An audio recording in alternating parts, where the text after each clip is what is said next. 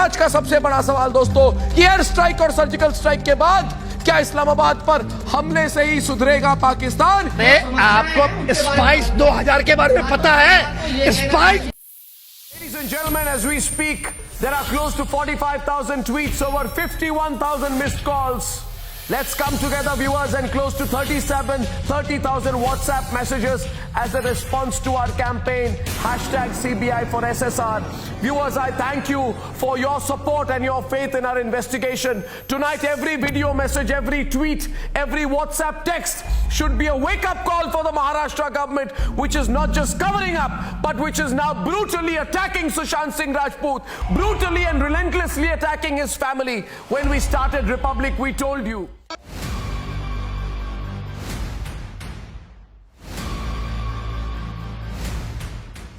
অভিনেতা সুশান্ত সিং ৰাজপুতৰ আত্মহত্যা প্ৰসংগই কাল হল অৰ্ণৱ গোস্বামীৰ। সাংবাদিকতাৰ সীমা চেৰাই ষ্টুডিঅ'ত বিচাৰকৰ ভূমিকালৈ বিপদত অৰ্ণৱ। মুম্বাই আৰক্ষীক জোকাই বাটৰ কচু যেন গাত ঘঁহি ল'লে সাংবাদিক গোস্বামীয়ে।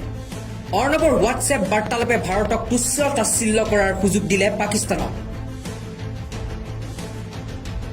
ৰিপাব্লিক টিভিৰ মুখ্য সম্পাদক অৰ্ণৱ গোস্বামী আৰু ৰেটিং এজেন্সিৰ বাৰ্কৰ প্ৰাক্তন মুখ্য কাৰ্যবাহী বিষয়া পাৰ্থ দাসগুপ্তাৰ হোৱাটছএপ বাৰ্তালাপৰ 500 পৃষ্ঠাজোৰা প্ৰতিলিপি মহাৰাষ্ট্ৰ আৰক্ষীয়ে ফাদিল কৰাৰ পাছত দেশৰ আভ্যন্তৰীণ নিৰাপত্তাৰ বিষয়ক লৈ চৌদিশে সৃষ্টি হৈছে তীব্ৰ বিতৰ্কৰ। আনকি এই বিষয়টোক বিশ্ব দৰবাৰত ভাৰতক হেয় প্ৰতিপন্ন কৰাৰ আছিলাৰূপে গ্ৰহণ কৰি সমালোচনা মুখৰ হৈ পৰিছে বৈৰী ৰাষ্ট্ৰ পাকিস্তান। মহাৰাষ্ট্ৰ আৰক্ষীয়ে ফাদিল কৰা অৰ্ণৱ গোস্বামী আৰু বাৰ্কৰ প্ৰাক্তন CEO পাৰ্থ দাসগুপ্তাৰ হোৱাটছএপ বাৰ্তালাপৰ আঁত ধৰি 2019 চনৰ 26 ফেব্ৰুৱাৰীত ভাৰতে পাকিস্তানৰ ওপৰত চলোৱা চাৰ্জিকেল ষ্ট্ৰাইকৰ পৰিকল্পনা 3 দিন পূৰ্বে অৰ্ণৱ গোস্বামীয়ে জানিছিল বুলি নিশ্চিত হোৱাৰ পাছতে সৰব হৈ পৰিছে পাক প্ৰধানমন্ত্ৰী ইমৰান খান। শেহতীয়াকৈ একাধিক টুইটৰ জৰিয়তে ভাৰতক বিশ্বমানসত হেয় প্ৰতিপন্ন কৰিবলৈ উঠি পৰি লগা পাক প্ৰধানমন্ত্ৰীগৰাকীয়ে এটা টুইটত উল্লেখ কৰিছে,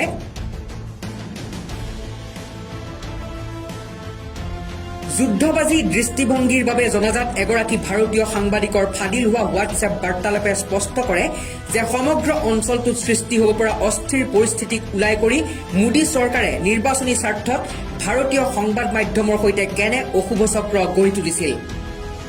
উল্লেখযোগ্য যে 2019 চনৰ 23 ফেব্ৰুৱাৰীত অৰ্ণৱ গোস্বামীয়ে পাৰ্থ দাসগুপ্তাক হোৱাটছএপত জনাইছিল সাধাৰণ আক্ৰমণতকৈ ডাঙৰ আক্ৰমণ সংঘটিত হ'ব আৰু ইয়াৰ 3 দিন পাছতে ভাৰতীয় বায়ুসেনা বাহিনীয়ে বালাকোটত আক্ৰমণ চলাইছিল। ইফালে এই সমগ্ৰ বিষয়টোক কেন্দ্ৰ কৰি মোদী চৰকাৰৰ বিৰুদ্ধে সৰব হৈ পৰিছে দেশৰ বিৰোধী দলসমূহ। অৰ্ণৱৰ কঠোৰ শাস্তিৰ দাবী তুলি শিৱসেনাৰ সাংসদ সঞ্জয় ৰাউতে কয় যে বহু সময়ত শীৰ্ষ সেনা বিষয়া আৰু জ্ঞাত নোহোৱা সামৰিক গোপন তথ্য ফাদিল কৰি অৰ্ণৱ গোস্বামীয়ে দেশৰ আভ্যন্তৰীণ নিৰাপত্তাৰ প্ৰতি ভাবুকিৰ সৃষ্টিৰে অক্ষমনীয় অপৰাধ কৰিছে। देखो, अगर ये जिस प्रकार का चैट बाहर आया है, मुझे लगता है ये देश के इंटरनल सिक्योरिटी को खतरा है। मिलिट्री के जो सीक्रेट्स होते हैं वो कभी कभी तो बड़े बड़े अधिकारी को भी नहीं मालूम पड़ते। ये सीक्रेट्स इस तरह से अगर बाहर आते हैं, अगर ये कोई मिलिट्री या डिफेंस का कोई एक जवान होता है, उसके पास कोई मैप भी मिलता है, कोई कागज मिलता है, तो उसको पकड़कर उसका कोर्ट मार्शल होता है। हमने देखा है कोर्ट मार्शल होता है इससे, और पता भी नहीं चलता क्या हो गया उसका बाद।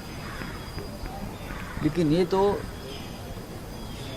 उनको पहले ही मालूम था पुलवामा होने वाला है, उनको पहले ही मालूम था बालाकोट पर हमला होने वाला है। उसका मतलब है डिफेंस में, राष्ट्रीय सुरक्षा में छेद लगी थी, लीकेज है।